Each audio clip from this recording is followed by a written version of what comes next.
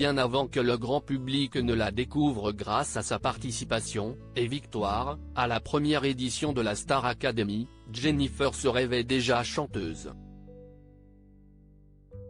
Les premières notes de votre rêve, votre maman, les a entendues quand vous aviez 8 ans. Enfermée dans votre chambre pour chanter du Whitney Houston, elle a écouté à la porte et a tout de suite compris, rapportait Hélène Manarino ce jeudi 10 novembre dans Week-end avec. Sur TMC. Jennifer passait alors son temps à chanter. J'adorais chanter mais d'une manière très personnelle, confirme la principale intéressée. Et il n'y a pas que la discographie de Whitney Houston qu'elle a écoutée en boucle et sur laquelle elle s'est entraînée à pousser la chansonnette. Jennifer était également une férue de Stevie Wonder mais aussi et surtout de Janis Joplin. J'apprenais à chanter sur eux, explique Jennifer dont toute une génération a appris à chanter en copiant sa voix. Mais si est surtout le timbre de Janis Joplin que la jeune fille souhaitait imiter. Alors, pour cela, elle a tenté, en vain, tout un tas de stratagèmes plus fous les uns que les autres. Je criais exprès dans un coussin pour faire en sorte que ma voix soit complètement éraillée, s'amuse cette mère de famille avec le recul.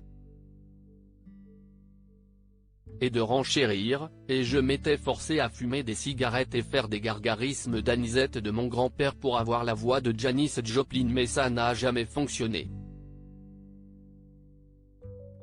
Un grand-père qui aurait été sans doute très fier de sa petite fille. Si elle cachait très certainement à son pépé Roger ce qu'elle faisait avec son anisette, Jennifer avait tout de même un lien très fort avec son grand-père, chez qui elle écoutait de la musique lorsqu'il faisait sa sieste.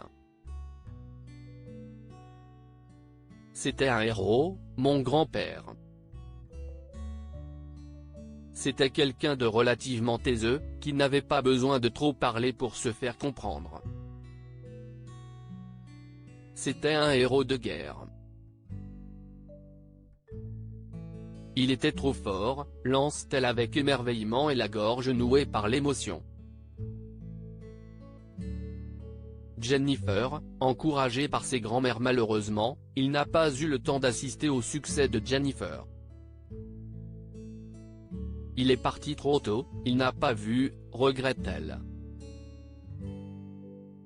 Il a tiré sa révérence avant même qu'elle n'ait le temps de lui dire qu'elle voulait vivre de ses rêves, qu'elle quitte le lycée à 16 ans et qu'elle participe à la Star Academy.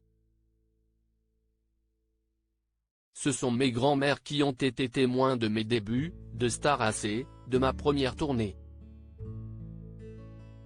Mes grands-mères sont venues me voir sur scène, se réjouit-elle. D'autant qu'elles l'ont complètement encouragée à suivre cette voie.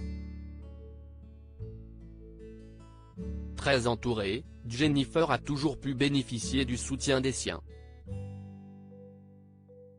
Outre ses grands-parents, ses parents ont également accepté de la laisser réaliser ce rêve fou.